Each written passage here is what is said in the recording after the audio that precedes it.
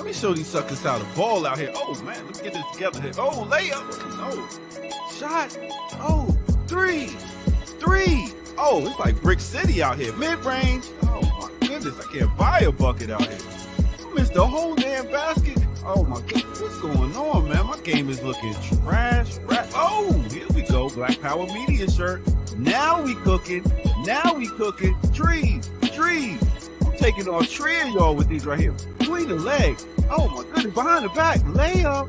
Oh, did he just do a reverse? He is in beast mode out here. I ain't gotta look. It's falling. Oh my goodness. This guy is going 3, 2, 1. Kobe. Nice. Black Power Media, baby. Nice. Empower yourself. Go get you some of that Black Power Media again. Right here, blackpowermedia.org. Yeah.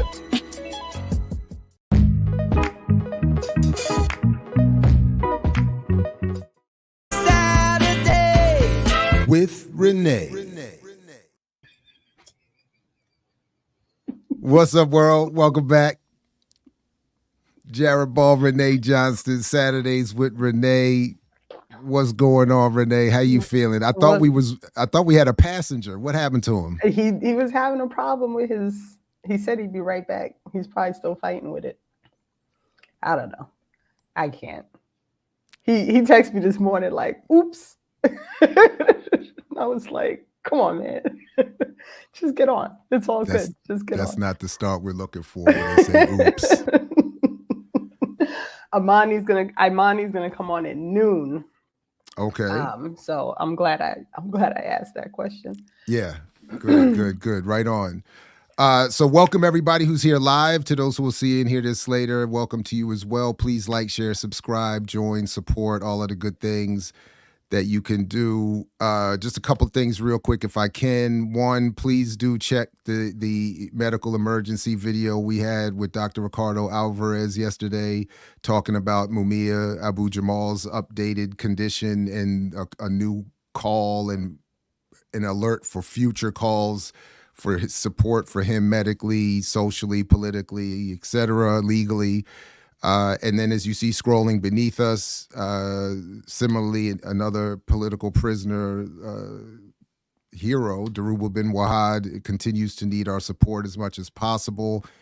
There's a lot in terms of travel, medication, medical care, etc.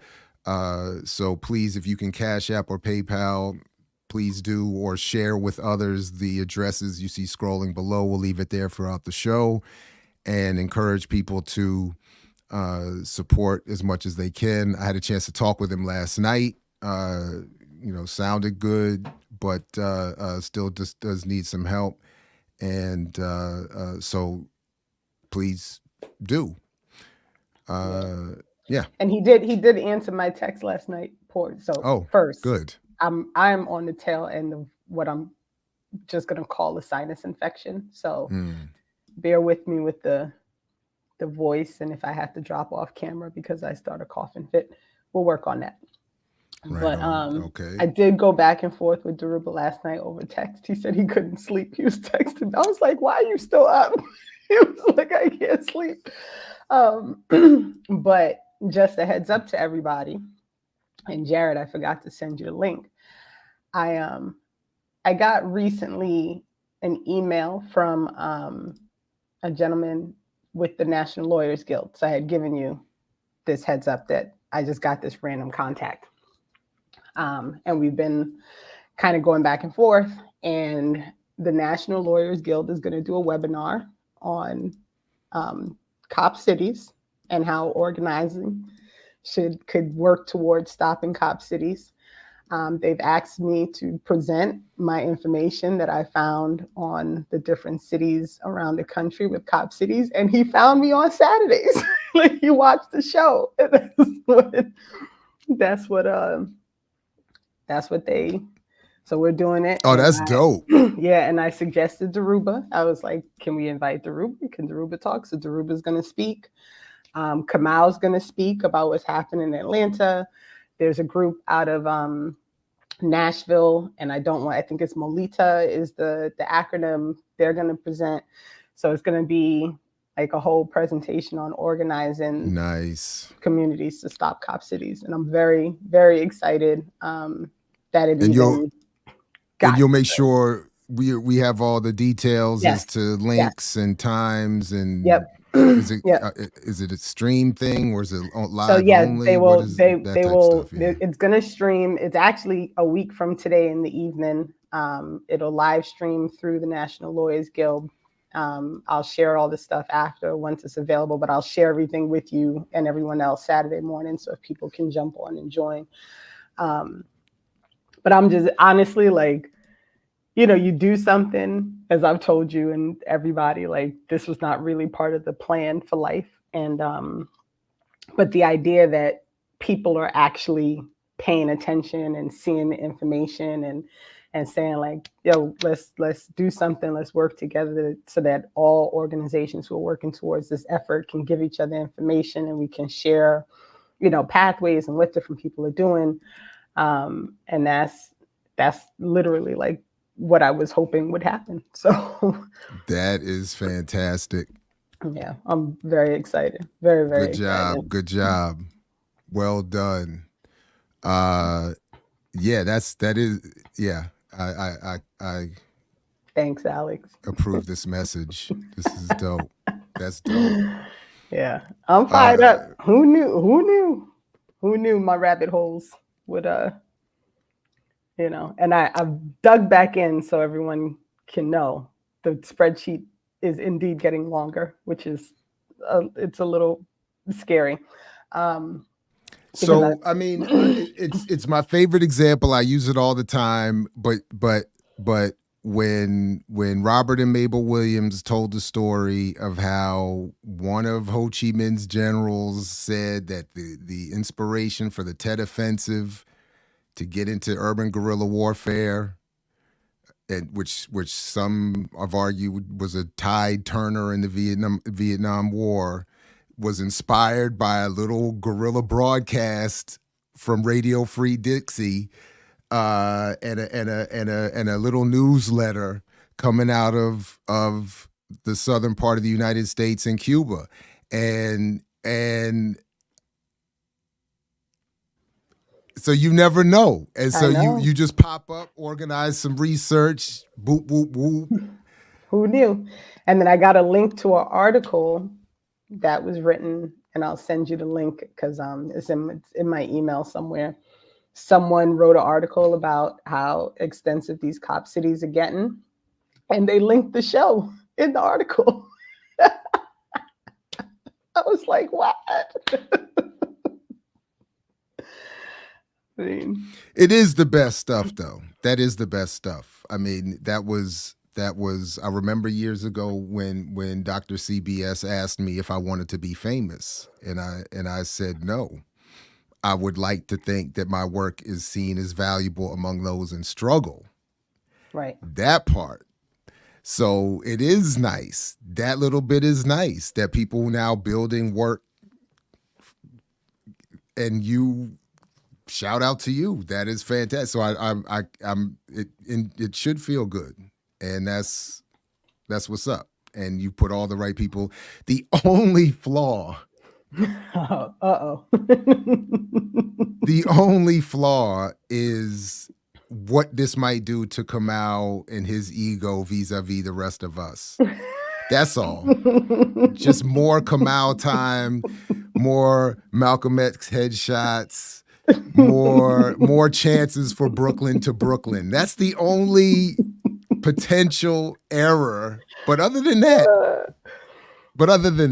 yeah, man. No, that's what's up. Congratulations. That sounds dope. I can't wait to see the whole joint. Yeah. So next week we'll I'll pull up the new spreadsheet because I've been going in and looking up how much money. It's intimidating. Oh, how much money these folks are spending.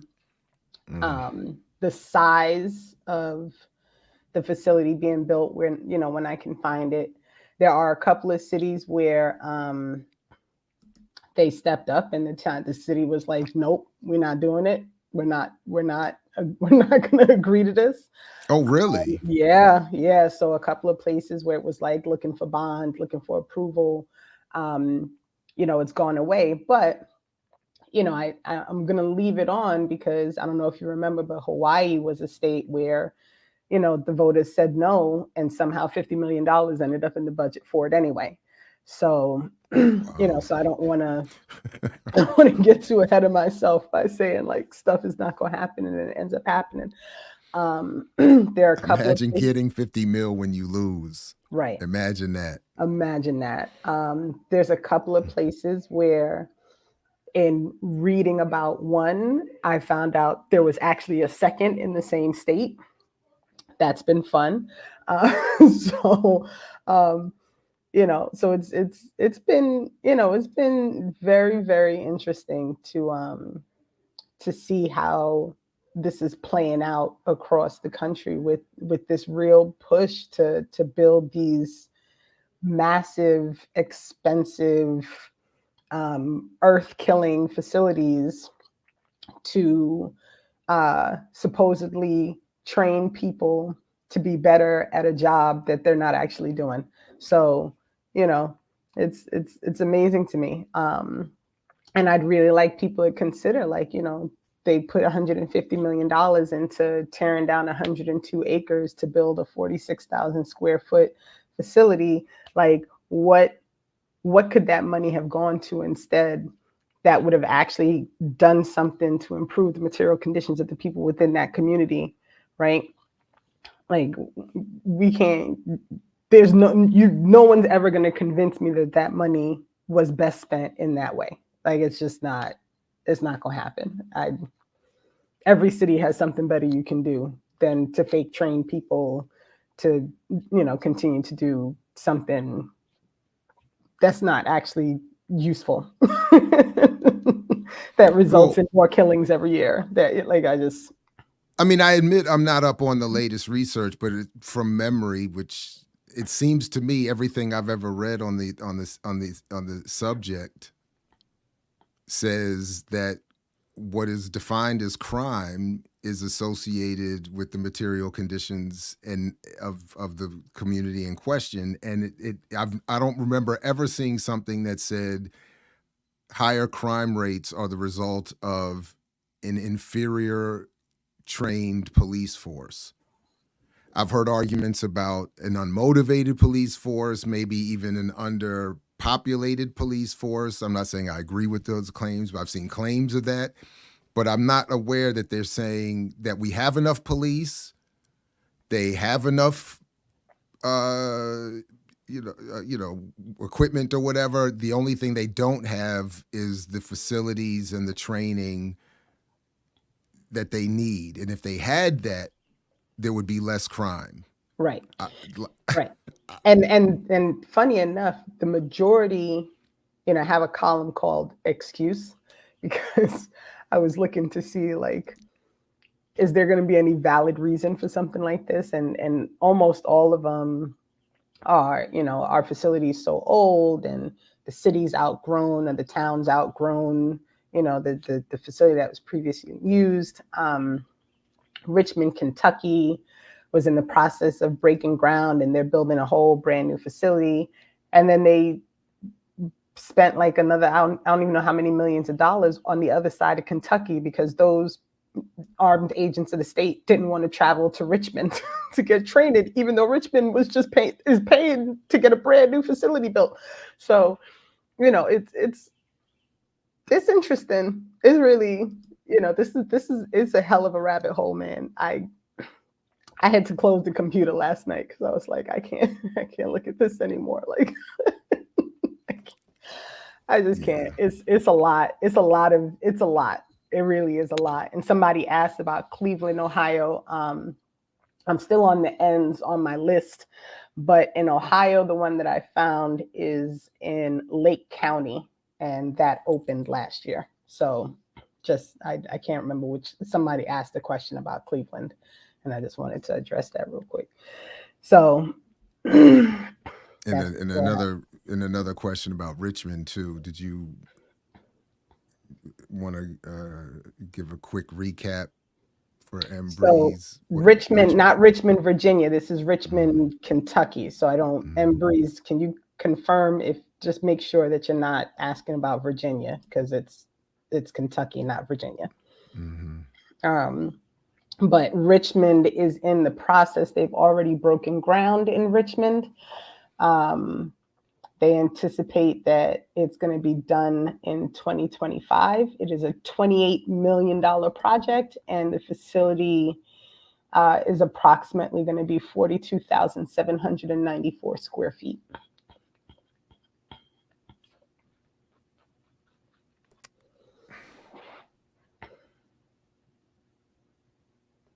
Right. 42,794. I mean, that's massive. Massive. But it's only that the Democrats have a messaging problem. Keeping us from understanding how much good they're doing for us. Right. It's all in the messaging. Yeah. Because I know you keep going down these rabbit holes. I want to keep you on point, Renee. Man, let me tell you something. And you know, people, I love our audience, right? Because now I get all the time, like, can you look at this? Can you look at this? Can you look at this? Which is great because it gives me stuff to do. But in Nashville, they've got a real fight coming. And I think they've already broken ground on the facility in Nashville, if I remember correctly. And but I ended up down this rabbit hole with Tennessee and Israel that I didn't actually think I was going to end up in, which sent me down another rabbit hole with Newark and Israel. And so, yeah, there's a lot happening right in front of our eyes that is not it's there, but it's not in the open, if that makes sense, right? Like, it didn't take me, I didn't have to dig deep to find this information, but I did have to ask the right question, right? And so that's a whole other, that I don't know if I'm quite ready for it yet. I found out that there's a whole exchange program between Syracuse University and some Israeli university. I'm not happy. I'm not happy with the information I'm discovering. Not happy at all. And I just know that it's like a small entryway, and I'm going to end up down this huge path of all these things that are going on, that all basically link back to why you can't criticize Zionism, why you can't criticize Israel, why you can't criticize a occupying state using apartheid to commit a genocide against an entire group of people. It's wild. It's wild to me how many things are going on. No, go ahead.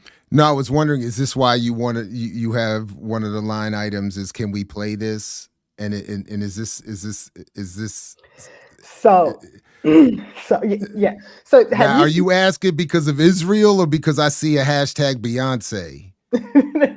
Like, what kind of trouble you trying to get us in? Zionism is one thing, Beyonce fans is another. Like, Renee, I'm just saying. Like, I gotta go to work. You know what I'm saying? Like, what? So right. So she, that woman, she basically does a song cover where she rewrites the lyrics, and it's amazing. All of her stuff is literally amazing. So, because I just want to let you know, all I've saw was this and the tagline on the run sheet that says, "Can we play this?" And I don't know if you mean no, it was. Are we allowed to play it, or are you saying do you mind if we play? Yeah, it was, do you mind? Of course not. Because I want people to follow this woman because she is no joke. She's no joke. She's trying to get us all in trouble here. Okay, all right, here we go. Do we need warnings for Beyonce fans? I just don't want the smoke. You don't understand. Yeah. I'm so shook. No, I'm just playing. Okay, here we go. All right. You see all those walls they built, we're gonna bring them tumbling down. We ain't gonna give up the fight. Our liberation's bound. They don't let journalists in, but we got social media now, showing everybody what they do. It's clear beyond a doubt. The world has been awakened to the patterns that need breaking. It's the risk that we're taking. We ain't ever gonna shut our mouths. It's everywhere in Gaza now. They're surrounded by so much pain. Baby, this ain't how defense goes. This shit is inhumane. This genocide is not a war, but a martyr's don't die in vain. Baby, this ain't how the rest goes. We're gonna see a brand new day. 'Cause we say so, we're gonna lay low. And they know liberation is close. It's close.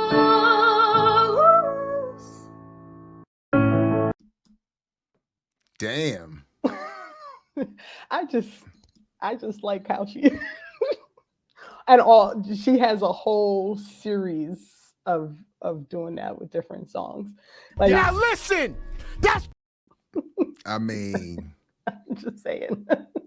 I mean, yeah, I got nothing. I just felt like it was worth sharing. Like, she did one with the Taylor Swift song. She has one mocking the fact that hummus is actually a Palestinian food. Like, 'cause she does. oh damn. She's no joke.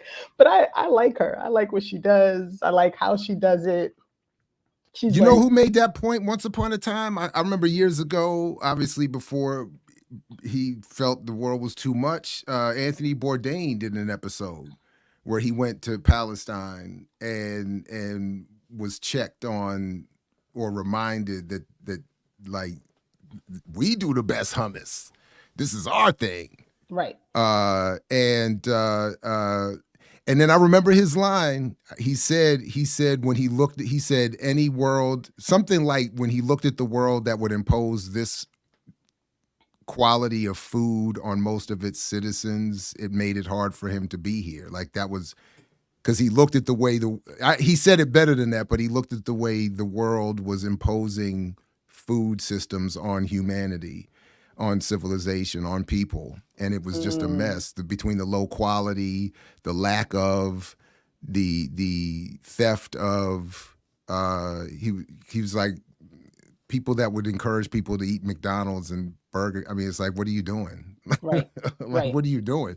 Never mind the whole, we're starving off these groups and this group. It was the whole thing of like, why would you impose it? So sorry for that. That was dope. Good. So now everybody has someone new they can go find. And I don't know her at all. I've come across her a few times. I follow her feed, and then that came up and I was like, oh yeah, it's time. It's time to bring her to Saturdays. Let's bring her. That was right on. So can we play that? I was like, oh, nice. I was like, but that was worth it. Yeah, that was worth it. All right. So since we're on Israel, I don't know if you've seen your girl Kamala defending Biden. Have you seen this? I couldn't. I saw it pass by and I couldn't do it. So I said, and then I saw it on the run sheet and I said, I'll suffer one time live, because I saw it. I said, I'm not ready, but that's why we were used to try to do the, not by myself series. Like, I'm serious. Like, some things we got to watch. Like, I need to be in a community to survive the trauma. So as I saw that, I said, oh no. But you see that exactly. Like, this is when I come across stuff and I'm like, Jared, and then I just send it to you. I see you threw me under the bus though on your Instagram. You were like, Renee set me up. Yeah. Sometimes I have to let folks know. Yeah, it's Renee's fault. It is trifling. It's trifling. You're right. I'm trifling. That was trifling. It's like, but I don't want Renee set me up. Man. Okay. All right. No, this one I willfully ignored. This is not a setup. I said I can't do it by myself. I'm not strong enough. Yeah. All right, So, here we go. but Oh, yeah, go ahead. no, let's go. Let's just everybody can endure it together. Let's go. Yeah, here we go. Hold hands with your neighbors if necessary, virtual hugs. No, I'm just, okay, here we go. Oh, see, the internet couldn't even tolerate. All right, let me try that again. I'm glad you asked. Listen, I have been privileged and proud to serve as Vice President of the United States with Joe Biden as President of the United States. And what I saw of that report last night, I believe is, as a former prosecutor, Of course. the comments that were made by that prosecutor, gratuitous, inaccurate, and inappropriate. October 7th, Israel experienced a horrific attack, and I will tell you, we got the calls, the president and myself, in the hours after that occurred. It was an intense moment for the Commander-in-Chief of the United States of America. Oh, for him. And I was in almost every meeting with the president in the hours and days that followed. You New York Cities. Countless hours with the Secretary of Defense, the Secretary of State, the heads of our intelligence community, and the president was in front of and on top of it all, asking questions and requiring that America's military and intelligence community and diplomatic community would figure out and know how many people were dead. How many are Americans? How many hostages? Is the situation stable? He was in front of it all, coordinating and directing leaders who are in charge of America's national security, not to mention our allies around the globe. For days, and up until now, months. So the way that the president's demeanor in that report was characterized could not be more wrong on the facts and clearly politically motivated, gratuitous. And so I will say that when it comes to the role and responsibility of a prosecutor in a situation like that, we should expect that there would be a higher level of integrity than what we saw. Thank you. Thank you for the question. Gratuitous. Renee. Gratuitous and incorrect. Can I just tell you a joke?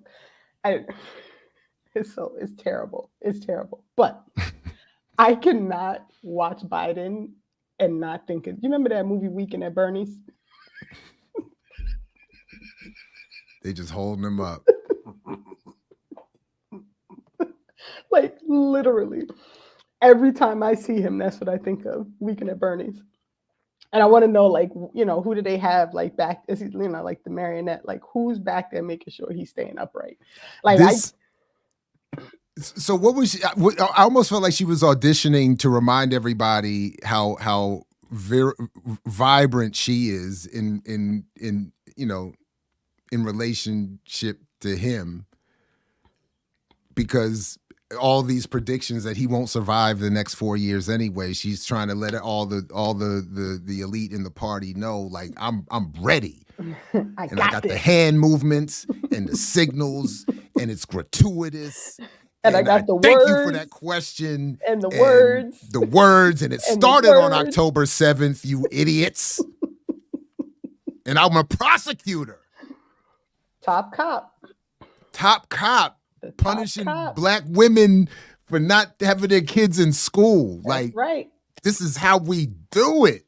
That's right. So when you see him hanging on, like, burning it up, she's like, look how strong I am.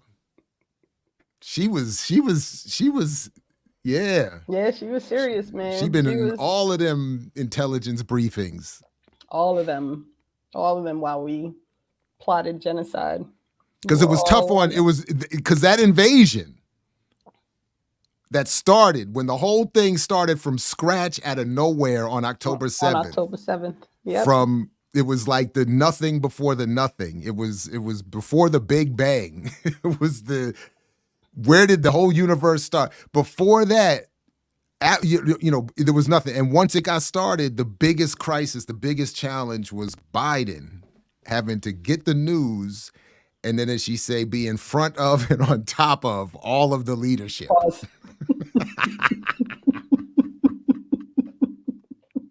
Sorry. But I mean, and I don't think that the question wasn't in the clip, but the question, I mean, it seems like she was like asked like. So there was a report after he did his last speech, basically, that was questioning, like, is he okay? But I feel like every time he does, that's right. Sorry. Every time he does anything in public, people are like, are you okay? I mean, he named the wrong president. He be calling out the wrong cities, states. He can barely get through anything without like mumbling. And if you want to listen to him, you got to, watch the playback on like time and a half. So he sounds like he's speaking in regular. Like, I don't know what people want. Like, for me, I'm like, do you think people are just completely stupid? Like, I know, we figure most people, like, they're too busy. They just watch the regular news, blah, blah, blah, blah, blah. Like, they don't have time to do like the extra, right? The Google search and the whole thing. But I mean, we're literally at a point where we're like wheeling out Congress people in wheelchairs. And like, I just don't understand where we're going with, like, anything that's not Trump and above the what's his name freeze at the podium. Right. I mean, it's wild standard to me. It's wild. And I feel like it's almost like elder abuse. Like, I feel like if that was my uncle, I'd be like, can y'all please stop doing this to him? Like, let the man sleep. Let him go take a nap. Would you stop telling Uncle Joe he's president? Stop it. Leave the man alone. Let him go take a nap. There you go, telling him he's president again. So, all right. So speaking of politicians who, also there's a line there for your boy, Yusef Salaam. Yeah. What happened? Yeah. Oh man. So there was a situation. This was on last week's sheet, but we didn't have time to get to it. So I think this was like 2 weeks ago. He was pulled over. Mm-hmm. And then after he was pulled over, he made a statement about being pulled over and, being concerned that the police didn't, like clarify why he was pulled over.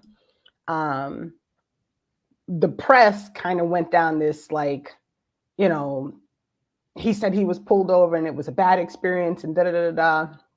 I couldn't really find anything where he said all of that. I mean, he basically was just like, he never explained why I got pulled over. He just walked away, which is literally what happened. But they, of course, released the video, the cam, the recorder of what happened. And it was, he got pulled over. He identified himself. The cop walked away and was like, okay, go ahead. Don't worry about it. Turns out his his windows are too dark or whatever. So that's why he was pulled over. But so this clip, the timestamp is what he is. It's how he explains this, like, presentation, like what happened that day. And no, it's all good. But I am so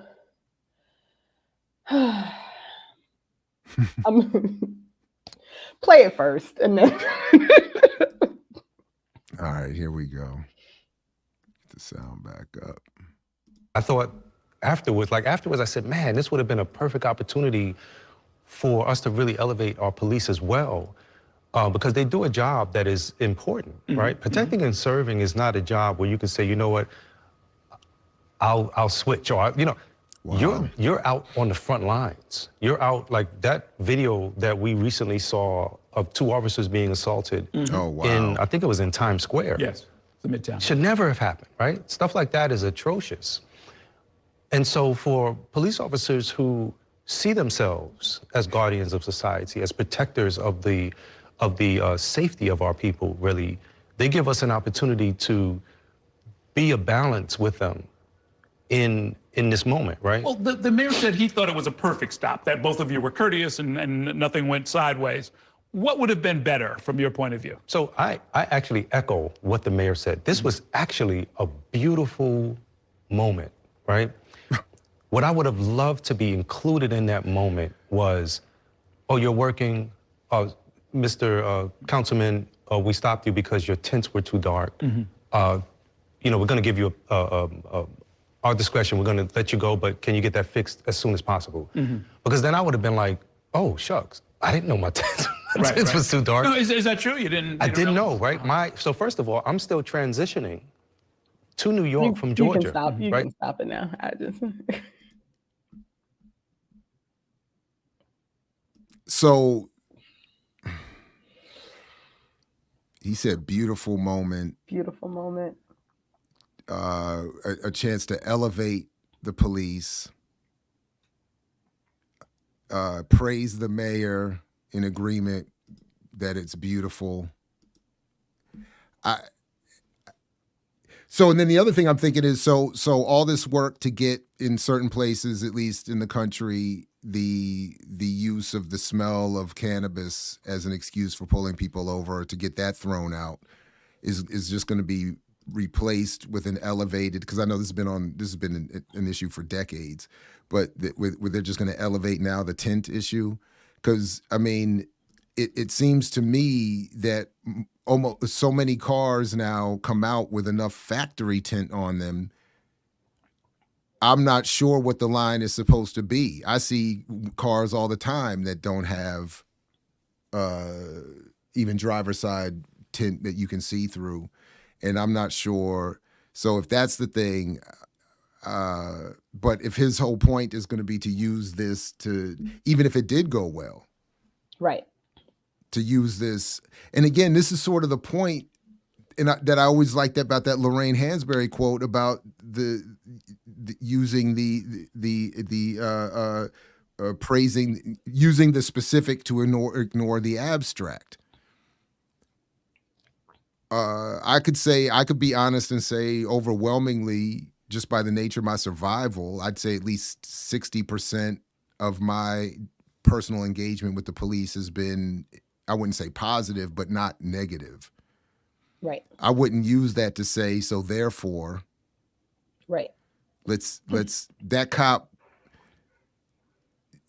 didn't arrest, violate, abuse, be hostile, didn't do any of these things that should never happen, and therefore we should elevate that as being commonplace. I mean, it's crazy. It's just unfortunate. and just, I mean, even the whole, so on the other side of this, what happened in the news was they started going nuts, like, oh, he lied on the officers, and you know, he should be, oh yeah, he should be called out for this, and he because his plates are still from Georgia, and you have 30 days, and that's its own problem. And I mean, this whole like extensive it just went so far that in my head I was thinking, like, so that he even took that step to be like,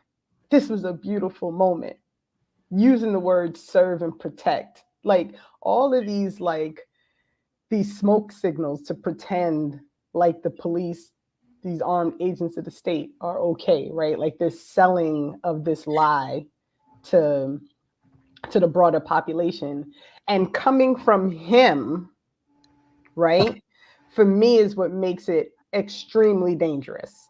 Because what inevitably happens is you have people that say, look at what he went through, right? Like, look at what he went through, and he was able to come back from it, and he's got his family and he's part of the, he's a voted in, city council person. Like, they will use this to pretend as if it's okay, right? Like, it never fails. Like, you always have these people who are able to be elevated into positions in which they can continue to lie to the larger population and say, look, it worked for them. It could work for you too. No, it didn't. It didn't work for them, right? And the lesson is always in the pay attention to what's happening, right? Like, this thing being pulled over for darker tints, this is consistent in New York. Mani said it in the chat. It is consistent. They always. And isn't it connected to them having to meet certain minimums for citations, et cetera, or something like that? A whole thing, so that could have been part of the discussion. Like, never mind that he didn't violate me or shoot me or whatever. He's only pulling me over because he's got to meet some minimum. I'm not even doing anything worthy of actually being stopped. If the tint is really dark, then it should be treated maybe as a parking violation. And when you see the car parked, you put a ticket on it like you would if it was in a disabled spot. I don't know, something like that. You don't have to turn it, but they're obviously only doing this so they can have an excuse to engage people, whoever they want, and then do whatever they want.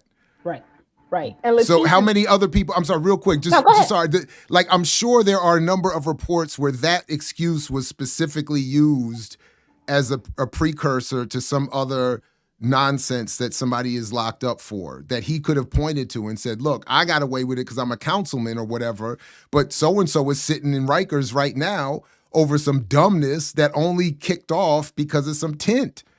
And that, to me, and because they need to meet these minimums, like, that should be. But he's hustling. Is my mic working now? Yep. You sound a little tinny. But we hear you. I don't know if the mic is working, but we hear you. But no, we hear you, man. Go ahead, man. That's good enough, man. You've been struggling, man. I'm sorry. Geechee, I was just playing. God fixed me because I was time to put some Yusef slander. And now I can't. No, we hear you fine. We hear you. Just go ahead. I know it's been stressful. So I remember watching that joint, and so the workshops that I particularly did with Baltimore City Police in process. I was with this organization, and they had this youth program, and I was like, I don't think this is a good program because you probably shouldn't talk to people's kids. Black folks don't like people to talk to people's kids. So having cops talk to kids without parents there is just off top wrong. But I said, well, what I could do is I could do a workshop with them. And this is the workshop that I did an analogy where I asked cops, I said, raise your hand if you trust politicians. And none of them will raise their hand. I was like, do y'all not understand the question? I was like, raise your hand if you trust politicians. They still won't raise their hand. I was like, okay, so, and the cops was explaining that they don't understand why people don't trust them. And I said, okay, y'all don't trust politicians who make the policies that y'all enforce on the people. Why the fuck would they trust you? And everybody just went blank, right? But during that conversation, we start talking about vehicular stop and frisk. They call it like the pretext stops. So the cops will follow you until they find a reason to pull you over. And all people who are driving are they're going to break a law. From the time you leave your house to go anywhere, you're going to break a law. And so when they can't find something, they can kind of use the tent stuff. So to me, it would be more interesting in having a conversation around that. Like, was you pretext stopped as a city councilman, and then kind of deal with the issues there. But as I said before, Yusef is just all the way out somewhere else. He's out of all the Central Park men. I think he's probably the worst. His story has been the most tragic. Went from being terrorized the police to being about to be top cop, him and Eric Adams. Right. And somebody in the chat said, I think he believes it. I don't know. I don't know if he believes it. I don't know if there's something more insidious behind this. I have no idea. Like, to me, it is just so bizarre to see him speak like it is wild to me to watch that conversation happen and to witness him speaking about the NYPD the way he does. And it's just, I just don't know. I don't know what's going on. And, the other day I posted a tweet and I said, when people are sellouts and something happens, right? Like, do they think to themselves like, well, I'm a sellout, so it's all gonna work itself out. I'm good, or do they think to themselves like, man, what the hell? Like, I sold out and this shit still happened. Like, I'm really curious, like which way does it fall, right? Like, while Killer Mike was walking out of the Grammys in handcuffs, surrounded by all the armed forces of the state, like, did he think to himself like, my support of that $100 million project in Atlanta didn't save me, right? Or did he think to himself like, all right, well, it all worked out. Like, they waited until after I got my Grammys to come back and get me, so that I could like go on stage and. No, with more training, he won't have to deal with what he said was the overzealousness of a security guard, because they'll just be more trained and they won't be overzealous, and he won't have that issue going forward. So, I just security, top flight security of the world, Craig. Somebody take their job too serious. I just don't understand. And I don't, it makes it very hard to have real conversations with people about all the things, right? Like, when you want to have a conversation about why Black capitalism is like a farce, right? Like, it's just like this idea that it's going to save us is just absolute nonsense. But then people come to you and they say, but this person made it, and this person made it, and this person made it, right? And they don't understand, and I firmly believe this, they don't understand that people are allowed to get to these spaces just for the intent of other people being able to point to them and say like, look, they got there. It's all set up. Like, this is a full framing of this capitalist lie that it can be done, right? I at some point I gotta get more into this, but a buddy of mine put me onto this chapter in a book that I just got the other day called Black Nationalism in America, co-edited by the late John Bracey and two white scholars. And it's fascinating. It's got all these essays about Black nationalism in it. And one of the essays is from Ralph Bunche, titled "The New Negro Alliance, We Must Organize Our Purchasing Power." And it's, if I read it correctly, it's almost like a self-critique from Bunche. And it's included in here, described as a liberal project that benefits mostly in a wannabe Black middle class. And Bunche basically concludes in this short excerpt, or this what is for this book a chapter, that this Black capitalism thing, it's for a handful of liberal Negroes, and it's not going to.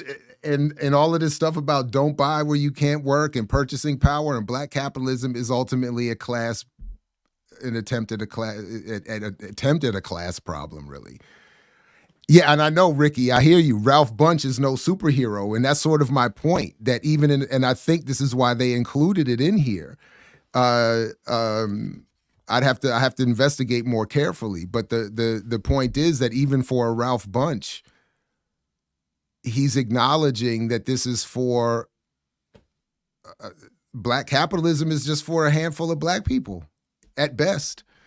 And but the pervasiveness of the narrative and the message and the argument around it is wild, is fascinating. Sorry, yeah, go ahead. Yeah. Wasn't Bunche on some type of committee with Abram Harris, maybe even the boys? And it was like, I honestly don't remember. It sounds, because his critique here sounds like an Abram Harris critique of because he's writing about the 30s and 40s. So I didn't mean to. I mean, it's something I got to come back to. I know we don't have that much time, but it just, when you were talking about it, Renee, I just finished reading that chapter. I mean, he's just saying like it don't do anything. Like it's not going to solve the problem that, and I don't think he uses the word capitalism, but he says the problem is with the economy, the society. It's not an issue of, as we would say today, financial literacy and so on and so forth. But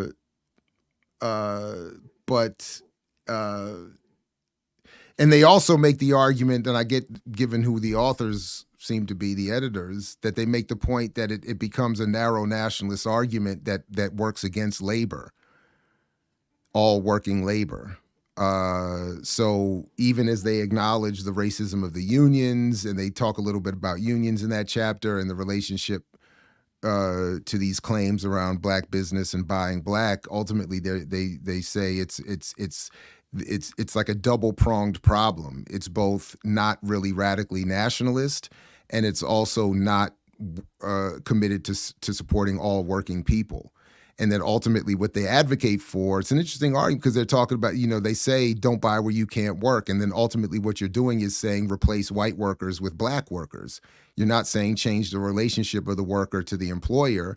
You're not talking about, and then ultimately the overall condition of all working people stays basically the same or worsens because you're just swapping in and out. And then you're trying to get a little slice for that black business or that black today's world nonprofit argument to get people to siphon themselves in this direction. And then again, you're not doing the real nationalism thing, and you're also not doing the real labor thing. So it just becomes like this bull crap nonsense. I mean, it's so yeah, I get it. I was not excited to be reading Ralph Bunche in this. I wasn't like, this wasn't, but it was fascinating. But it's important to have that information so that you can share that, right? So heads up to the audience, I'm bringing Jared back to Jersey. Finally figured it out. And I'm going to hold him hostage for like the day because I have a second group working on bringing him in the afternoon after he does something for me in the morning. But so this is what... see me with the plain background saying, yes, bye, what. No, I'm just playing. But that's what it's about. Like Ricky mentioned in the chat, like we have to organize, we have to do, like, you have to counter the propaganda. And that's exactly what we have to do, right? Like, that's the point. You have these conversations, you bring Jared to explain to people what capitalism is and what this means, right? Like what does it mean when they talk about this non-existent black buying power? Like how does that work in a real environment with the realities of the material conditions that are happening amongst communities? So that's part of the work, right? It is really like bringing the information to the people. So I think what Ricky said was important to point out, because you have to provide this education, you have to provide this information, you have to, I saw you posted this morning or last night the stacks of books because somebody was like, you need to read Dr. Ball's book, and they're right? Like, and then immediately haters came out. Somebody was saying it's weird for a tenured professor to tell his students that their economic hopes are a myth or something like that.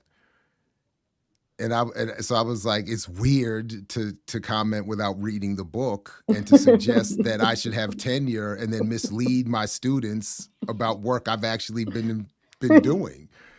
Like, so that's the goal, get tenure and lie to everybody. That's sort of but that's the point. I got tenure. I got a good job. There's no problem with the economy.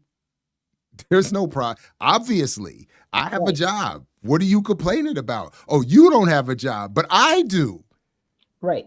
So with health benefits. So, oh, you don't have health benefits. Oh, but that's irrelevant because I have a job with benefits. So let me just tell you how good it is to have a job with benefits. Oh, but you don't. Oh, it doesn't matter that you don't, because I'm telling you that. So that's what you want. That's what I'm supposed to do. That. I was just like, this is the weirdest thing. I'm like, it must be a triggering thing. Like, just read the joint. Right. And it's what we talked about last week too. Like, it can't, if it always rolls back to like how this particular thing benefited one or two or a small group, or like where is the benefit for the full community, right? Like I literally have this argument all the time with people. Like, if all you care about is how this particular thing improved your particular individual situation, and you cannot stop for a second and recognize that the improvement of your individual particular situation did not result in an improvement for the overall community's material conditions, then you're missing the whole point. Like, the whole point is we all do, you know, like, you just doing better means you do better. It would actually be better if we were all doing better, right? Like, if all Jerry, of us are doing Jerry, you know better. what you should do though? Next time in class, you say, "You like how this healthcare look on me? Yeah, you like it? How about you tell your brothers and friends to sign up for class next year so I can keep this healthcare?" You should probably do that. I think that's your line, bro. That basically is my line. Yeah. Black studies so Jared can have a job. No, but it's also true. Like, when I was down the street here in the transition center, or whatever they call them now, the community. I don't think we're not encouraged, at least, to say homeless shelter, houseless shelter, the shelter for people in transition, whatever they're calling it. When I was in there, what helped me get through it was that I could look outside and look in the magazine at all the rich Black people and others who were just chilling, and I was like, it's going to trickle down to me. I just need to wait a little longer because their success is making it better for me. No, in fact, quite the opposite. It was like, I'm in here and they're living like that. I'm about to become a bigger problem for you. Like I'm not, I don't feel like, I have never, man, my oldest was at one of her girlfriend's houses last night, had me driving to a part of this area I've never even seen before. And it's one of those, they're the one or two Black families in this really, really, I mean, you meant to feel intimidated by the size of the houses and all that kind of stuff. And I was just in there hating. I was like, who did what to who to be living like this? And then my daughters were like, well, don't you think some people would look at us and feel that way? And I was like, yeah, and they should. I was like, because that's how because literally this neighborhood I'm in now, when I was living on the other side of Columbia, I was looking at this very neighborhood like, man, I'm about to be a problem for you. And then I drove out there and I'm sitting there like, man, I'm about to be a problem. This is a problem. This is terrible. This is not to be appreciated. People should not be living like this. You that dude on belly that's eating a banana? I'm about to drop a dime on you. You're damn right. I'm calling the revolution. I'm not calling the feds. I'm calling revolution. Get this is the neighborhood we need to be in right here. I'm about to lower all your housing prices. So at least I know where to go when there's a crisis. So our guest is probably going to come soon, but Yuri asked a question in the chat that I put in the private, I put in our list that I think is a really good question. All right, let me see if I can scroll real quick. Is this the one? That's the one. Do Black leftists who harbor Black capitalism buying power think that if they run their own mini capitalism will be more humane than that of global white supremacy? So I am sure that there are some who think that if I'm the rich person who's in charge, I can be better to my employees or whoever, and create like a little enclave of like nice community people, right? But the problem is, again, that's just for that small group of people, right? Like, you still encounter the same problem where, yes, maybe at that particular job or place or building or whatever have you, things are better, but they still have to leave that job and go out into the wider world and society where all the problems remain in existence. So, and it's hard. Like, we've had this conversation too, Jared, because I think you say the same thing. Like, it's really hard to be like, I'm happy for you that you're doing your t-shirt business, or you're making smoothies, or, whatever thing that you found to do within your community that's, employing Black people and all these things. And I don't want to belittle that effort, but at the same time, it would be really helpful if people understood that that is still an individual small effort in comparison to the wider problems that exist, because we just have a system problem. The system don't work. So anything that you do within a system that does not work, it's only going to have a minimal impact because the system don't work, period. Right? Like, that's my only thing. If it was done within a certain political consciousness, it's not a problem. I know, but just very quickly before we get back to serious business, Yipper is exactly right. You're almost exactly right that I sound like Eric Cartman. So I thought, if you take Eric Cartman, give him a Black father, a poorer white mother, and switch his reading of Mein Kampf for George Jackson, you're almost there. That's about it. Then you have almost me perfectly. Eric Cartman, you're very close, Yipper. So real quick, on the right track. To respond to Yuri, I think there should be some type of like extreme teaching of Garvey, Amos Wilson, and Du Bois, right? And especially shout out extreme to CBS teaching. Shout out to CBS again, like her clearly stating how Garvey was a threat, despite him kind of rejecting idea of communism, but him having a relationship with his first wife and Herbert Harrison, who both were socialist communists. But his idea of how he was working was a threat to the U.S. capitalist imperialist status quo. And to have that conversation, and also to have a conversation around Amos, who also kind of struggled with, his class analysis, also moved in a cooperative, collective manner. And I feel like having that type of conversation with the aspiring entrepreneurs and Black capitalists would be more of a thing. Again, I had a conversation with Baba Imhotep yesterday after the show, and the idea of white boy things, white people language. And I was telling him, one of the things that Jared proves is we still have white boys value when we look at GDP as something that measures our, you know what I mean? Like, so if I'm in Nicaragua, I don't have to pay for water, I don't got to do this, I don't got to do that, and you got to do it, your GDP is going to be higher. That don't mean you live better than me. And so, like, having that conversation around that is, I think so much emotion to get caught up in the conversation where it's like, well, you think Black business is not important? Like, yeah, sure. Like, I mean, pay your bills, do what you got to do, but let's also not say what it's not going to do. And I think having a conversation with those three people as a centerpiece, I think that would be a hell of a. I love it. An extreme teaching. I picture Mountain Dews and Red Bulls and skateboards, reading CBS, talking about Garvey and Amos Wilson, led by Geechee. There we go. And Claudia said, extreme. Claudia mentioned in the chat, she said the system does work, and she is correct. Yeah. When I say the system doesn't work, I mean the system doesn't work for regular folks, but it's intentional, right? Like, it's working because it doesn't work for regular people. The system was built to not work for us, and so I concede that point. I just wanted to make sure that I clarified what I meant. So right on. Is our guest here?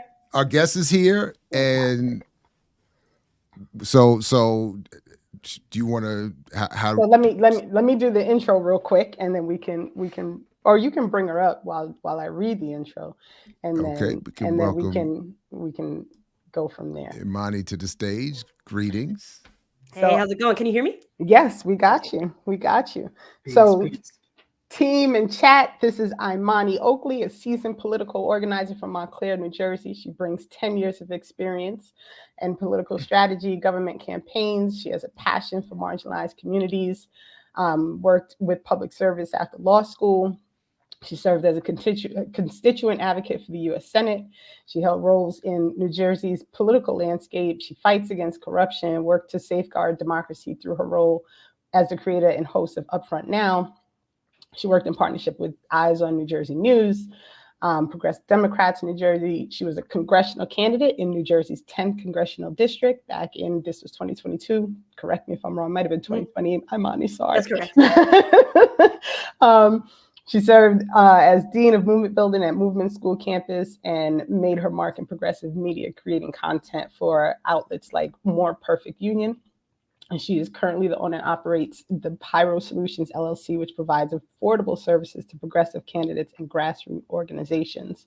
She also enjoys biking, hiking, and long walks on the Jersey Shore. I like to throw that in because Shout out to you pronouncing Pyro Solutions right. Most people say Pyro. So shout out to you for getting it right.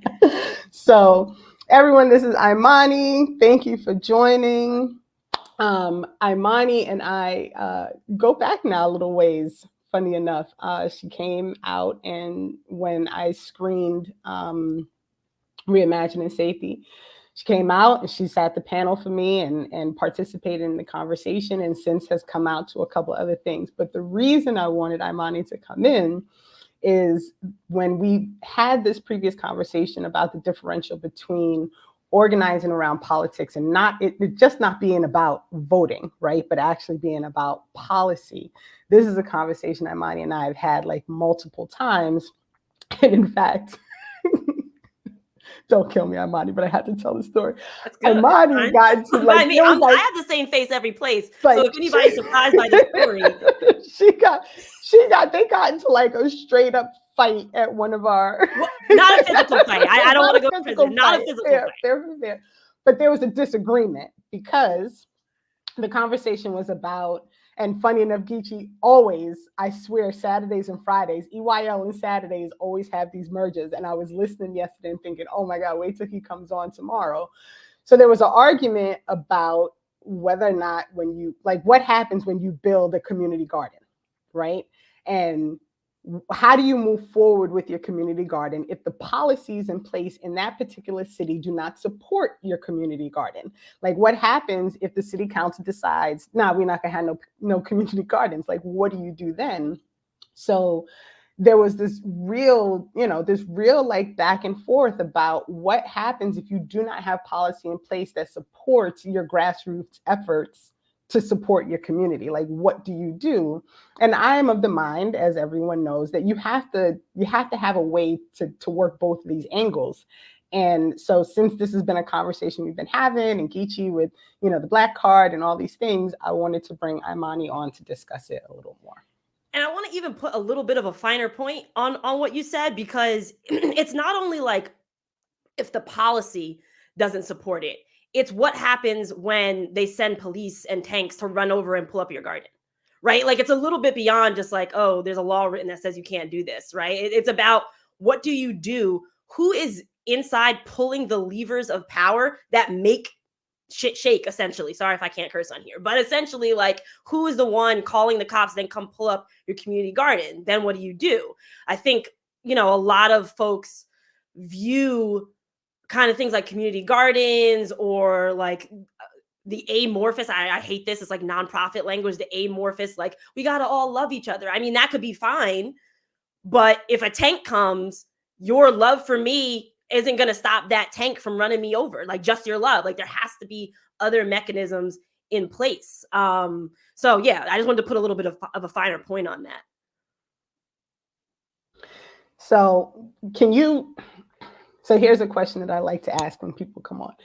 When we are having these conversations about policy, and Geechee, once Imani answers this question, I'd like you to explain to her like what your thoughts are and what you'd like to see us build. And Jared, I also want you to explain your Afterparty, because I want Imani to give feedback on these particular paths moving forward as far as policy goes. But you're doing all this work with trying to organize around politics and getting people to work about like towards policy. So where is the starting point for organizations? Like, where is it that when a group of people in a community are saying like, we want to try and get some power within our community, right? What is the starting spot? What is the thing that organizers and people should be putting together in order to make sure that they can create this ability to have some power that's going to direct or have some influence on what's actually happening with regard to the material conditions within the community. So the very, very, very first thing is they got to get their demand straight. Like, what exactly do you want? I have seen so many organizing endeavors break down because there was like a mismatch of what people thought was needed as the end goal. So y'all need to get straight first on what it is that you want, because that's going to determine every single direction that you go in next. So number one, I would say get down the demands. Number two, you need to power map and put all the power players on a board so you understand fully what you are up against. Again, this is another thing I perpetually see where it's like, yeah, we want this thing and we're going to go like stand outside this building with no people inside who have the power to change this thing and like shout a lot. And it's like, oh, that's cool. You got your steps in, you know, maybe you exercise your vocals, but that's not going to get the change you want. If you want the change that you're aiming for, you have to know the pressure points of specific power players who have the power over whatever it is you're trying to change. So power mapping and understanding within that power mapping, what are the pressure points of those power players? So to give an example of pressure points is that, you know, does that power player have an ambition to rise to higher office? Does that power player, you know, have ambition to grow their business? Like whatever their aspirations are, you have to be interrupting it in order for them to care that you're doing anything. Just like walking around a block and like shouting, if that's not interrupting something that a power player is doing, they're not going to care and you're just going to waste your time. So that's number two. Number three is get organized with regards to who is doing what. And again, like, you know, we don't like hierarchies, and that's fine. You don't have to organize in a way where it's necessarily a hierarchy, but people have to have a clear understanding of who is responsible for what. Otherwise, you'll either have this situation where you have too many cooks in the kitchen and nothing gets done because there's too many cooks in the kitchen, or you leave out an area and you leave yourself open to whatever, you know, retaliation the power players are going to come at you with because you had nobody in a particular area. So I would say those are the main three things. One, figure out what the hell it is you're asking for. Two, figure out the power players and their pressure points. And then three, figure out who is going to do what. I think those are like the very, very basic beginning points of what people need to do. Thank you. So I don't know who wants to go. Jared, who wants to go first? I just wanted to say, you asked about the after party concept, and essentially, and just so I'm clear, I want to, because I think I said Imani, but it's Imani. Yeah. I just want to make sure. Sorry, thank you for that. Okay. So the essential point, and I'm looking. Let me get my notes that I was just writing here. So the essential point for me about the after party is that wanting to move beyond traditional approaches to electoral politics and the two-party system and all of that, but in a left direction politically. Subtitle, I somewhat also call it the becoming a Malcolm X voter. And by that, I mean, if we look at what Malcolm X actually said Black people should do in terms of the vote, it was developing ultimately either an autonomous party or bloc or variation of that, all within some of the similar themes you outlined. So for instance, getting demands and messaging straight. Part of what the after party concept is that Black people starting there, but other oppressed, colonized communities, to the extent the electoral vote is or process is to be engaged at all, should be engaged from the basis of pre-existing organized spaces who are producing the messages, the narratives, the platforms, the candidates themselves, and then engaging either locally or nationally, whatever the race or whatever even party theoretically that they want to do this within. To your point about power mapping, it would involve a similar process in terms of understanding how the electoral process actually does or does not work, what it actually can and cannot do, what are the best ways to approach it to make it more meaningful beyond, again, the lesser of evil or not voting at all, to the extent that not voting at all equates to to not being politically active. And so that's essentially it. I'll stop there. But my point is basically, if we're going to vote at all, we need to be more aggressive in pushing the envelope to in terms of what the vote can do, or even perform in terms of organizing us to do something else. So. Yeah, what you're describing is like actual organizing. I think, and when I'm going to lay out a spew of problems today, but one of the few problems is that nobody, like people for the most part, don't know the difference between mobilizing and organizing. And they're two completely different things. So right now, when you see people, trying to get out the black vote for Democrats or whoever they're getting it out for, but it's typically Democrats, right? And they're trying to get out the black vote or get out, the Arab American vote, whatever vote they're trying to like get out, that's mobilizing. That isn't organizing. And the reason why it's not organizing is it doesn't put power in the hands of those communities. It takes the power of those communities and shoves it towards a goal that they really don't have power over past the mobilization process or action. And that's just moving people from one place to do a thing, do one action, and then that's it. The action's over. Organizing, on the other hand, is when you do the work of building power in a community. So just going and voting doesn't give you power, right? We can see that in real time, especially with the Democratic Party, right? Like you'll vote for them, they'll get in, they'll do whatever the hell they want. Why? Because you don't have the power to tell them otherwise. You don't have anything to tell them otherwise. You don't have the votes. You don't have the counter power players. This is a very peaceful channel, but on other channels, they would say that you don't have the firearm power, but I know that we're peaceful over here. We don't want any problems from the FBI. So, you just don't have the power. You just give it to them. Whereas in organizing, the power stays within the community, and the power stays really with the people who are the victims, the people who are most oppressed in the situation. And I guarantee you, if you go to 10 nonprofits right now, find who their organizing director is and ask them to say the difference between organizing and mobilizing. I will pay you $20 for every single one that says the difference properly. And I'm going to keep all my money. That's how confident I am. Most people have no idea what the difference is, which then makes tactics not really like the end goal of tactics and the end result of tactics not really strong enough to get the change that we want.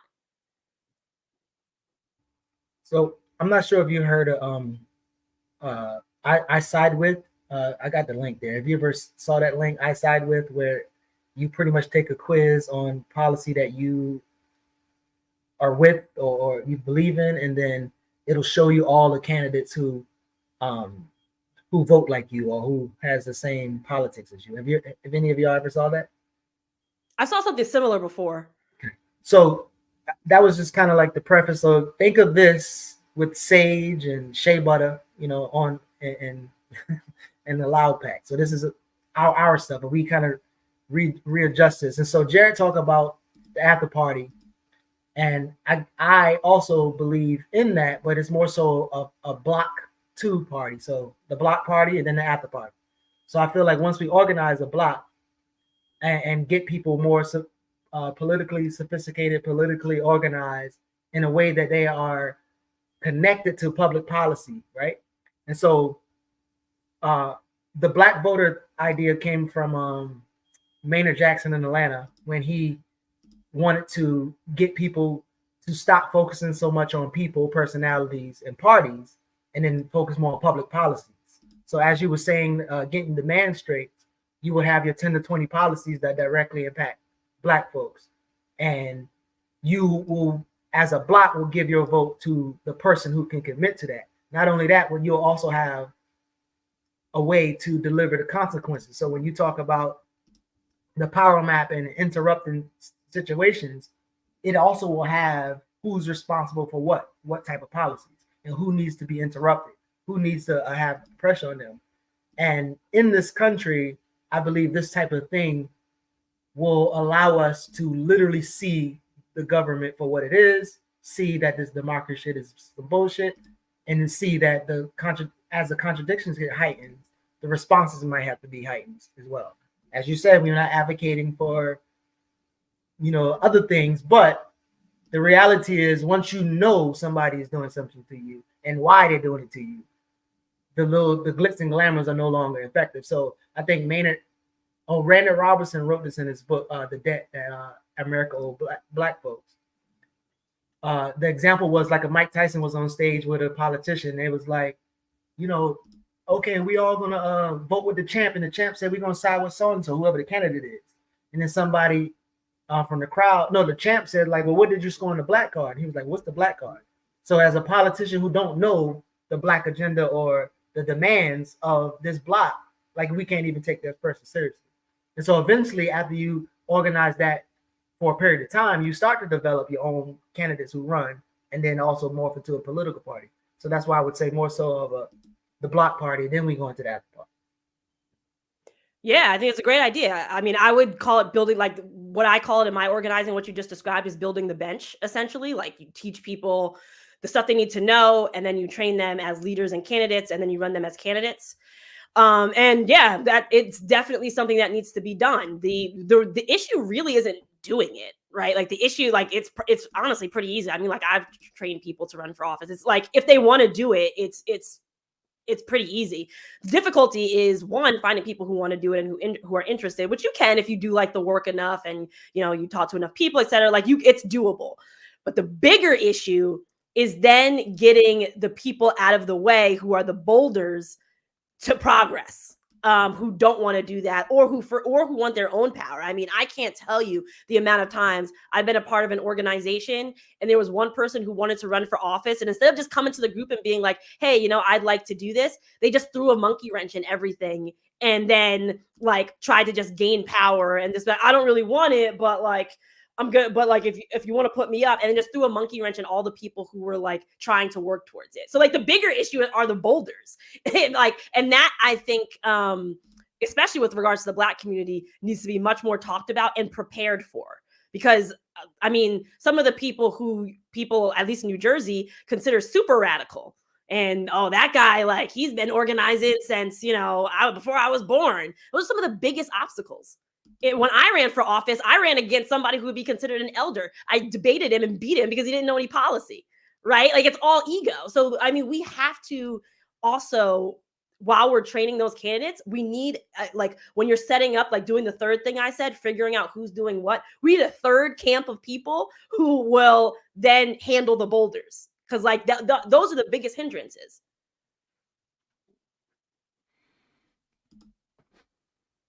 Wow.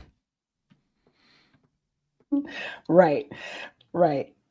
So Ricky asked the question in the chat, and I think it's one that you can answer well. So the point she's making is not building a voting block, which is organizing around creating a power in the community. That is, if you don't mind, to just explain a little more, like the difference when you say organizing around like get out the vote is not organizing, but organizing around building a voting block is organizing. Can you get into that a little bit? I would even rephrase it a bit. I would say that organizing to get out the vote is still mobilizing, because that power is being let go.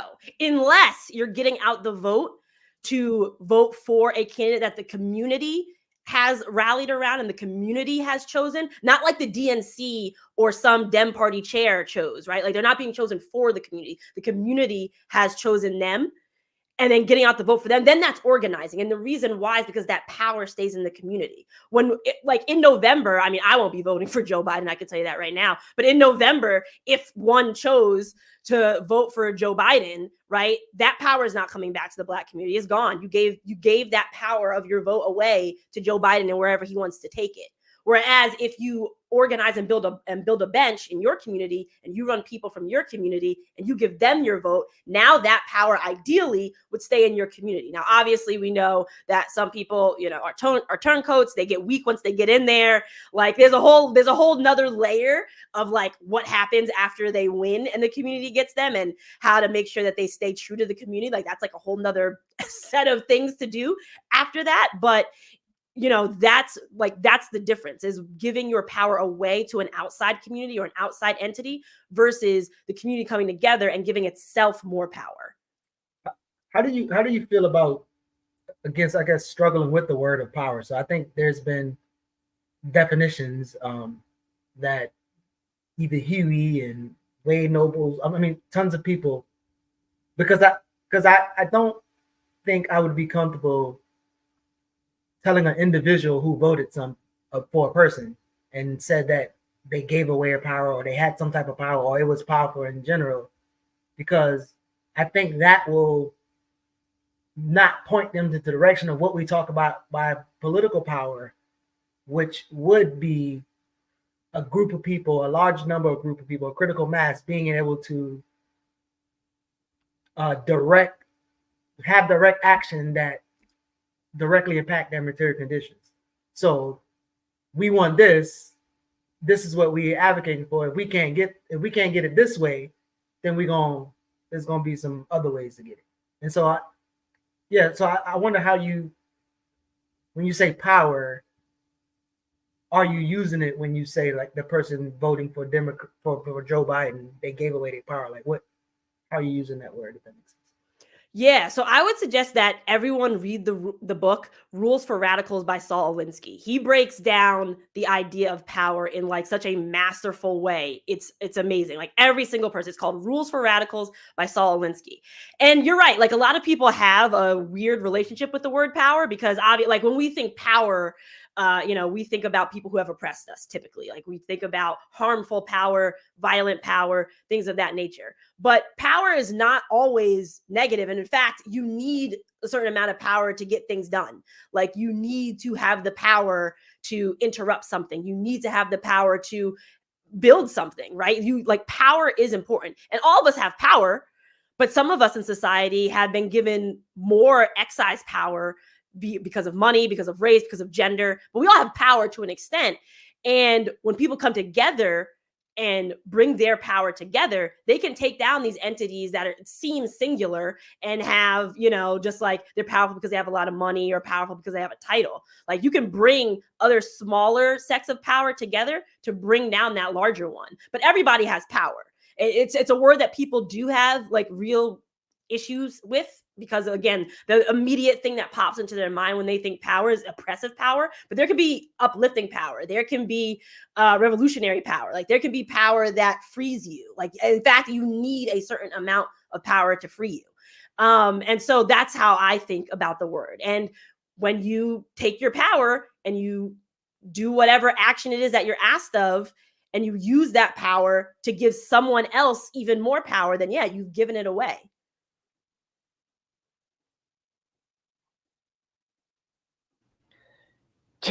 Jared looks so deep in thought right now. I got like distracted looking at him. No, I mean, I'm just, I don't know. I don't know if it's actual disagreement or I don't understand, or if it's just a personal bias. I don't know. Say how you feel. Say it. When we might not disagree. I don't know what you're gonna say. No, I know. When I hear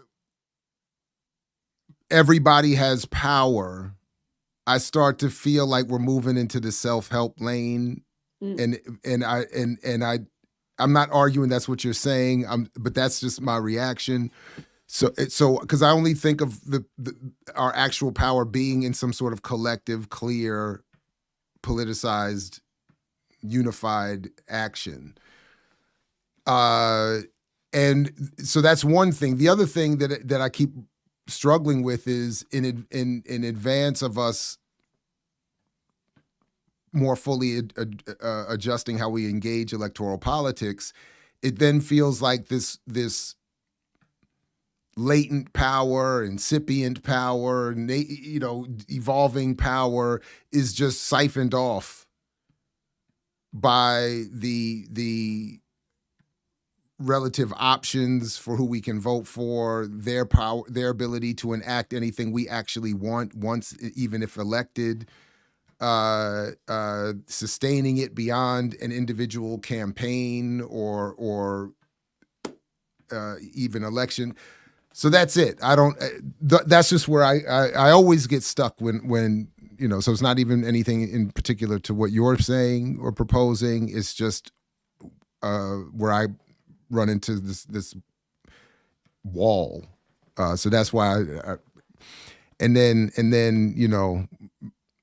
my neighbor, the future Larry Bird, is practicing in outside again, and it's all due respect to him, and I'm sure he's on his way to the NBA, but it's sometimes a little distracting right outside my window. So we can't hear it if that makes you feel better. No, it's just I'm glad for that, but it's he practices a lot. He's committed, Jared, and yeah. So you said that white boy going to the NBA? I don't like that. I'm gonna drop a dime on him. Hey, he's practicing for it. He's trying. I don't like that. No, but real quick. So I did think about the cosplay of power that Roland kind of showed, tried to show the other day. Like, yo, I'm gonna need this ad money, or I'm gonna stop this, or like he has which I'm sure he does actually. He has some level of influence. I'm gonna backtrack a little. I don't know, but I like to think he has some level of influence that can sound an alarm to make people stop doing something for at least a bit, right? But I guess when I think about power, it's like being able to deliver consequences for not getting the things that the collective need, not the individual, not Roland and his little ad money, but like the collective need.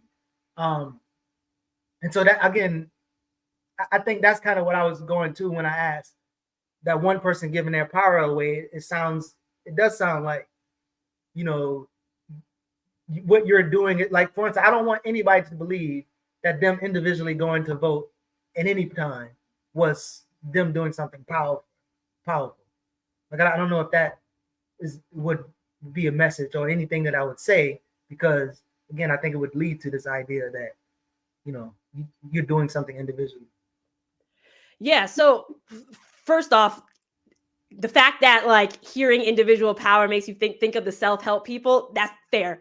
Fair. But that is their fault and not the fault of power and organizers. That is the fault of people who are manipulating words so that people can buy into something. That's like a whole nother issue. But fair though. I can see how like you got there. What I will say is that like not all power is equal. And I think this is also the problem of like the self-help people where it's like, you're just as good as them. You have just as much as them. And like, realistically, if you take stock of stuff, like they're not gods. I want to be clear. Like they bleed like we bleed. They'll return to the dust like we're going to return to the dust one day. Like they're not gods, but they have tools to exert their power at the ready that we do not have. So it's not that all power is created equal. Right? Like that's where it comes in, where it's like, okay, there's this one powerful guy. In order for us to take them down, like 20 of us have to come together, or whatever number it is, have to come together to take that person down. Right? So I want to be clear. It's not that just, like everybody has power, but not everybody has the same amount of power. Not everybody has the right tools to really put their power out there and you know, wield it in the way that they need to wield it. So I want to be clear about that. And then with regards to, you know, you don't want people to feel like they're doing something when they individually go to vote. I mean, that could or could not be true. Like maybe they're not doing something if like the candidate is not going to do anything for them, but maybe they are doing something if like, especially in some of these close races where like people lose by like 50 votes, then like, and if it's a candidate that's going to do something for you and the candidate that's going to do something for you loses by like 50 votes, like your vote does matter. I don't think it's like the largest scale of power. I think people definitely overblow it, like the importance of voting and in the grand scheme of all of the realms of power. Like people make it like the pinnacle, and it's not the pinnacle. It's one tool. But I mean, it's a power move, especially in these close races. Like and local races tend to be close races, but local races and local politicians are the ones that really could mess your life up, like easily. Like and quickly, because things move slow on the federal level. On the federal level, things move slow. They have a lot of power of destruction, right, with regards to the military and things like that. But so does your local mayor with militarized police, and that's gonna get to you faster than whatever the federal government does. So I mean, especially in those local races where it can come down to like really we need as many people to come out to vote for this, then it's actually really important. That's fair. So there's a conversation happening. I don't know if you can see the chat. So there's a conversation about the voting block. So one of the things we talked about and I guess this is like months ago now, Jared, we had the conversation about the Muslim community, for example, in Michigan, getting together as a voting bloc and saying we're not going to support Biden, and how that has now really transitioned into it being like a real, they are not playing with this situation.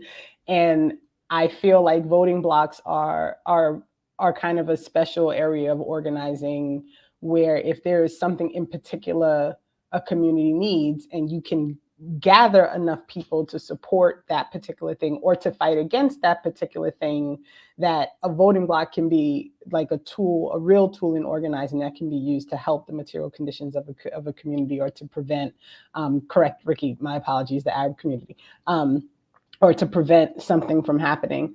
How do you do you see that as a useful organizing tool, like to actually pull together a group? You told a story once about like what people actually do when they see protesters outside when we're around each other. So how do you address this idea of like the voting bloc and pulling together an actual group of people within a community to fight for or against a particular policy? That question towards me? Yes, you. Oh, okay, I can't see you if you shake your head. Yeah, the screen is over there. Sorry.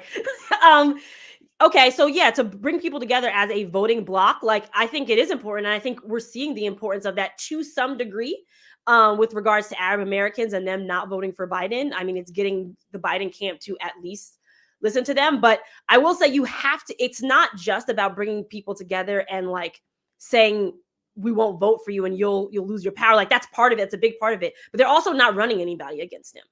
That's the other thing. So their tactic would be infinitely more feared by the Biden camp if they ran that, like, for example, that mayor in Michigan who's young. I'm just going to say it. He's hot. He's well-spoken. He's right on this issue. Arab American. If they ran him, he can speak well, which we've seen Biden, right? If they ran him against Biden right now, like Biden would be way more scared and they would get their demands answered like that, because he would definitely be gone. I think the reason why they're starting to pay attention more, but they're stalling, is because they believe that they could still beat Trump without the Arab American vote. That's what they believe. Now, whether that's true or not, but that's what they believe. They're not scared enough. So it's not just only bringing the bloc together. You have to put up an alternative that like scares the power player enough that like they could really lose their power and their title and all the things that come with it.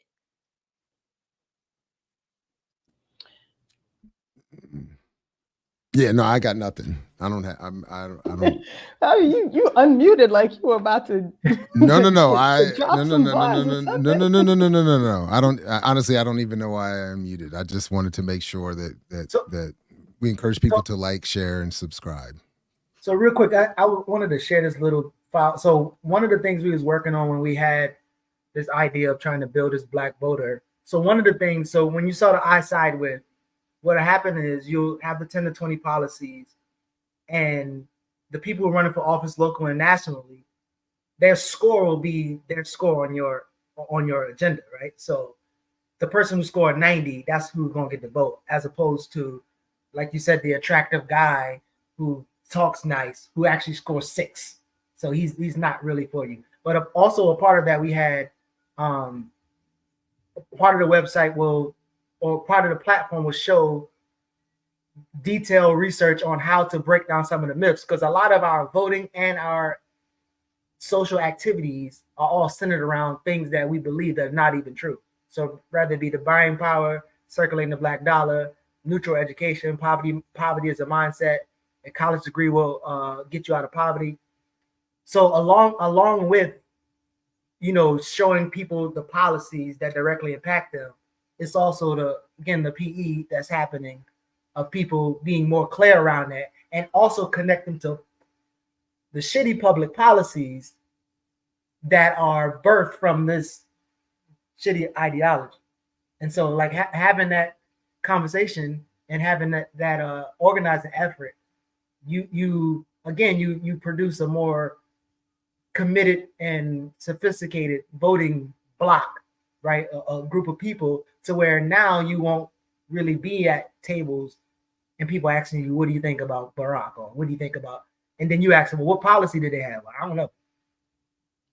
Obamacare? I don't know, something, right? And then you say, well, wait, this thing was actually a Democrat platform, and it take the name on any person who's running. So, and then materially, who did it help? Did it help Black people or the insurance companies? So just having those, being able to have that type of conversation is what we would want a large segment of people to do. And not to say that they can't do it now, because some people can tell you some stuff is wrong, but they might not tell you the policy that is very I guess very impactful on that thing that they can tell you that is wrong. So bringing that clarity and having it, being able for the Jared Balls and the CBS can also talk to the little Johns who can articulate that just something is not right about this activity that they're doing. I would say yes, and the reason why I say that is in my organizing, people like the phrase meet people where they're at. I kind of hate that phrase because usually it's used to like be like, yeah, that white person is a bigot. Meet them where they're at. So I don't want to do that. So I hate that phrase, but I think a better phrase is like not going against the grain of the brain. Bars. I did that just now. I made it up just now. But basically just like not going against the grain of human nature, where like, now listen, nice if, you know, all we cared super deeply about the policy and that was the only thing that mattered. It didn't matter like how that person presented, how that person spoke, like their haircut, like that would be nice.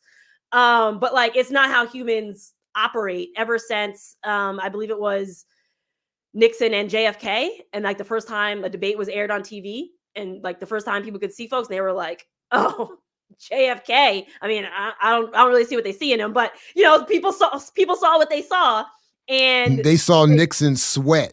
And yeah, it's almost like the beginning. It's almost like the beginning of where we are now with the lesser of evil. Even before anybody got to Kennedy is attractive or whatever they want to say about him, they saw Nixon look nervous and start sweating, and they were like, "Oh no!" Yeah, Sorry. and I think Nixon was wearing like a lighter suit, so like you could also like it was like you could see the sweat in the armpits and all that. Yeah, like so. What I like to say is, yes, we want to teach people about the policy. Absolutely. Like we want to teach people about the policy. We want them to know what good policy looks like for them and what bad policy looks like for them. We absolutely should do that. And we need to be running leaders who are charismatic and who, you know, can play the part, look good enough, like do like have all of those superficial things as well as the good policy. Like that's the person that's going to get across.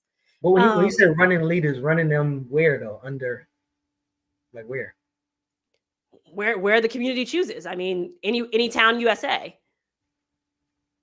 So for instance, sorry, go ahead. Good. No, go ahead. I'm talking more for like on platform. So, because I think maybe Davon was kind of talking about getting behind and running candidates, and the question will always be like on what platform, like Democrats, Green Party, or because again, while developing that, my question is, well, maybe the political education and that type of thing need to be done first, and then we could maybe talk about running candidates. But I'm not sure. Maybe I could be wrong. But.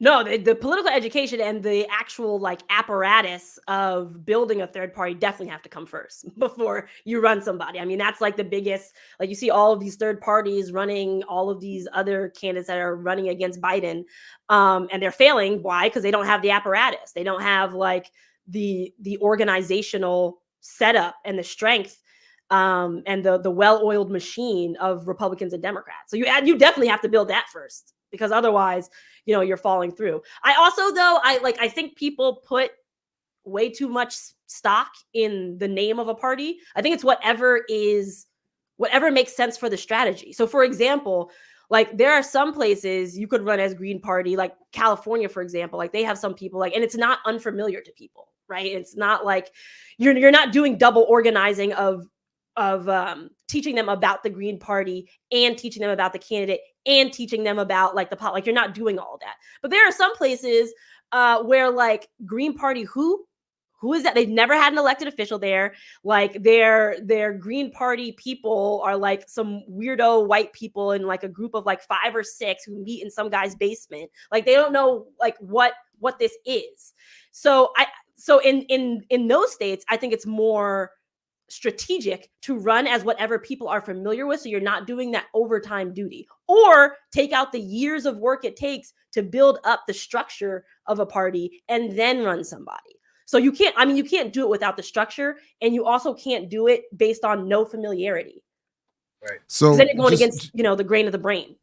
Just Jared, quickly, I gotta correct you. Remember, it's not the lesser of two evils; it's the weaker enemy. We voting in our weaker enemy, so that we. Thank can you win. for that. Yes, thank you for that clarification. We're encouraging people to support him, and I'm just going to take this as a sign that he's on his way back to the platform. Daruba's in the chat. Keep it simple. Power is the ability to define phenomena and have it and make it act in a desired manner. Shout out to you, Daruba. Hope you getting a little bit better. Please, everybody, check the info in the scrolling ticker below and support Daruba in any way you can, as we want to continue to encourage that. So, Baba Master Teacher Daruba. Shout out to you. So no question. Yeah. But So I have another question. Wait, Sure. did you have a question, Jen? no. Go ahead. So, and this is something that Geechee and I have talked about multiple times. So part of this political education, in my opinion, also has to include giving people the tools to be able to understand what policies have a direct impact on their particular community's material conditions or situation, or like what policy was put in place that created a water line system that caused your water to turn brown in the 12 years that you lived in your neighborhood, right? Like how, so you have so much like experience in this, right? So is there a way to explain to the audience, like, what does that process look like? How do you get people to understand that there is typically some policy that was put in place that had a literal direct impact on something in your house, and you have to have the ability to backtrack that information to figure out who was responsible for it, who voted for it, who created it, who wrote it, all of those things. Like, is that a crazy concept? Like, what do you think of that? It's not crazy. I mean, I would start from the point of like, people know what's wrong. Like, people know when their water is brown, right? Like, people know when like all the kids in this area have asthma and the air smells like a rotten egg. And like when you go to like a white neighborhood, it doesn't, and the kids don't have it. Like, I think people know the problems. I agree with you though, that they, don't necessarily know how to track it.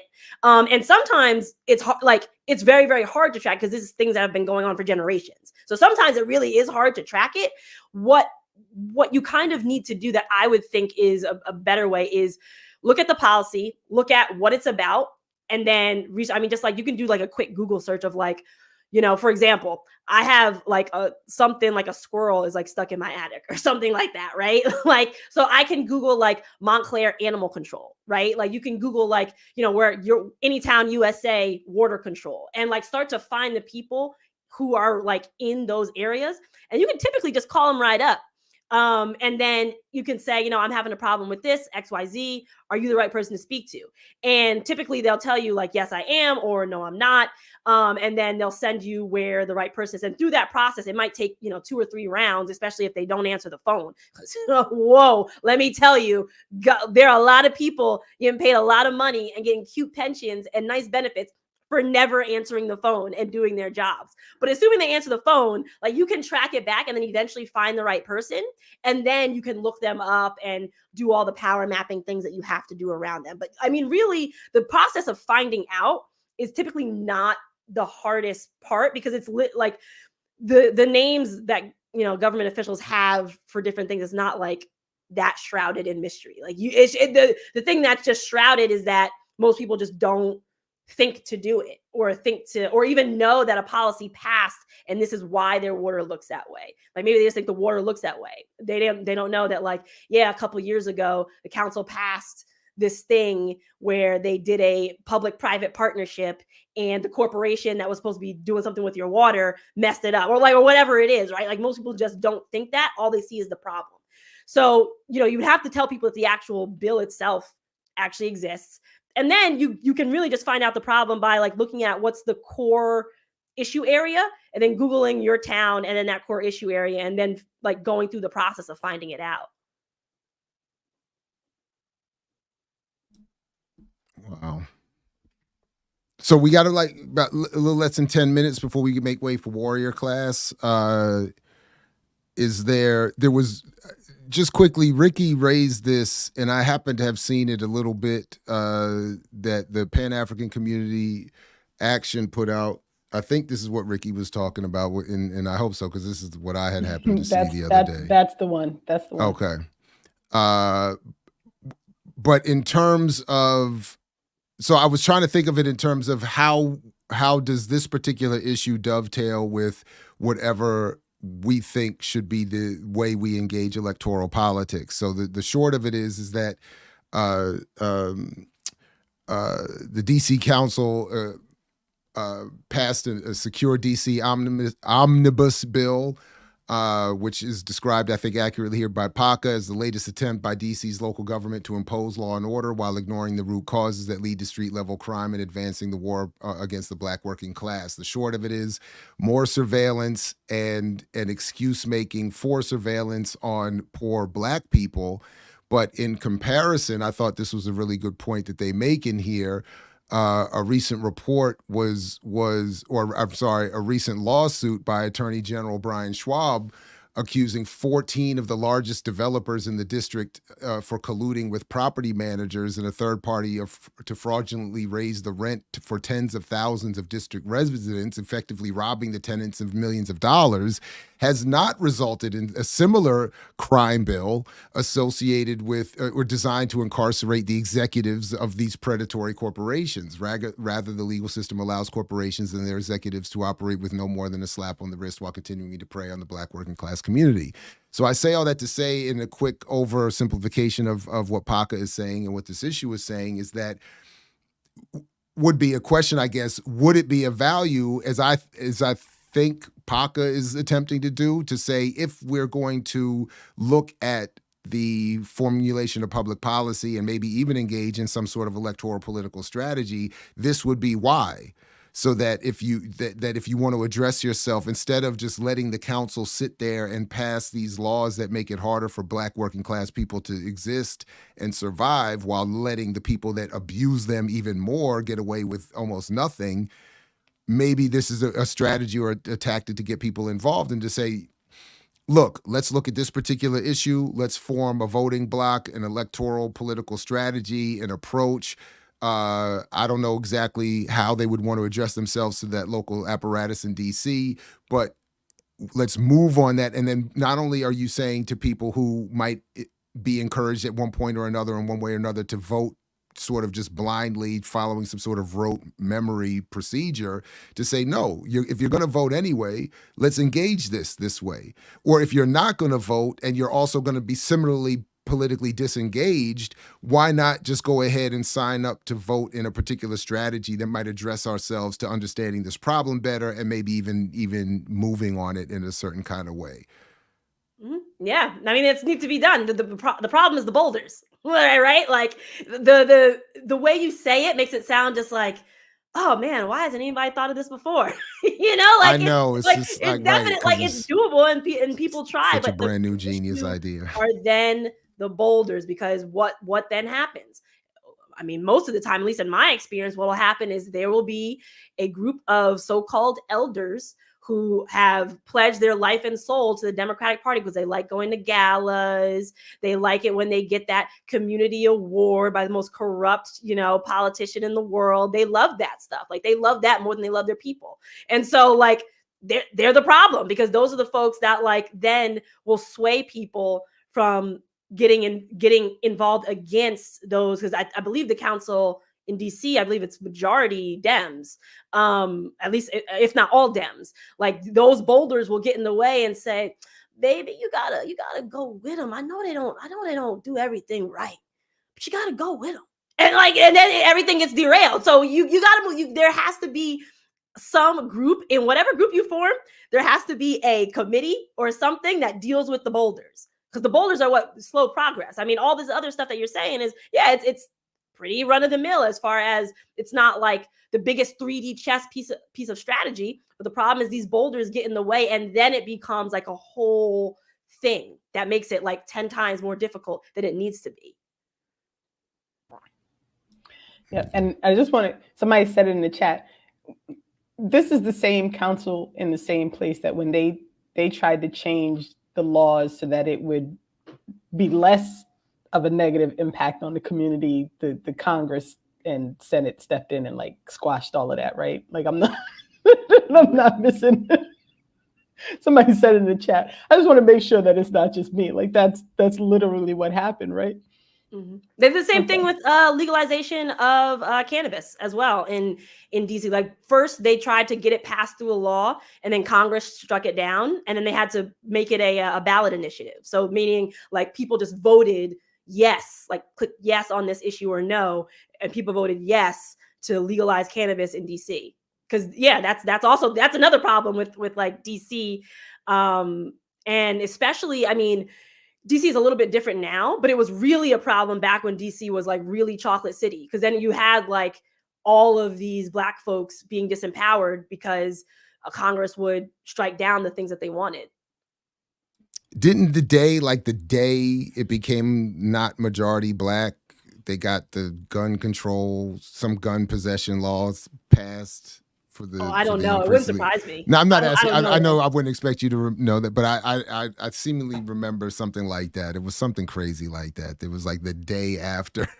It was like, now we could give them guns. All right. So we're at time, but Imani, thank you so much. Thank you very much. The goal here was to bring another voice in to give some more information about organizing and how to start this organizing process, and to continue this conversation about really how do we organize within a community to try and have some impact on the material conditions of the people living within that community. So I really appreciate your time. Thank you so much. And I'm going to turn it over to Jared to shut it down. Hey, thanks everybody. Peace if you're willing to fight for it. Like Fred Hampton used to say, please continue to support Daruba. Peace to you, Daruba, as well. And we'll catch you next time right here, same place for Saturday with Renee.